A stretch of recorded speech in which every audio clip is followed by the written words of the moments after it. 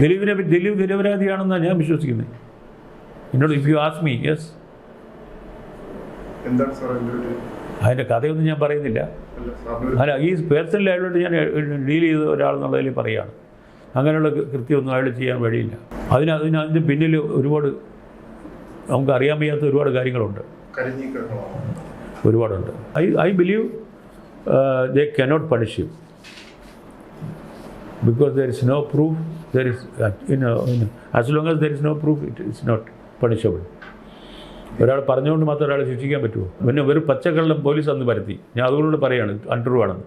Police വരുത്തിയ ഒരു പച്ചക്കള്ളം എൻ്റെ പടത്തിൻ്റെ ഷൂട്ടിംഗ് നടക്കുമ്പോൾ ഈ സുനി എന്ന് പറയുന്നത് സുനി എന്ന് പറയുന്നവൻ അവിടെ വന്നെന്നും അവിടുത്തെ എല്ലാവരുടെയും ഡാർലിംഗ് ആയിരുന്നെന്നും ഒക്കെ പറഞ്ഞുകൊണ്ടൊരു റൈറ്റപ്പ് വന്നു ആ സമയത്ത്. അപ്പോൾ ഞാൻ എൻ്റെ പ്രൊഡക്ഷൻ മാനേജറെ വിളിച്ച് പറഞ്ഞു, ഇയാൾ പോയിട്ട് കൃത്യമായിട്ട് അന്വേഷിക്കൂ, ഇങ്ങനെ ഒരുത്തൻ അവിടെ വന്നിട്ടുണ്ടോ. എന്തായാലും എൻ്റെ കാര്യത്തിൽ ഞാൻ കണ്ടിട്ടില്ല അങ്ങനെ ഒരാളെ അവിടെ.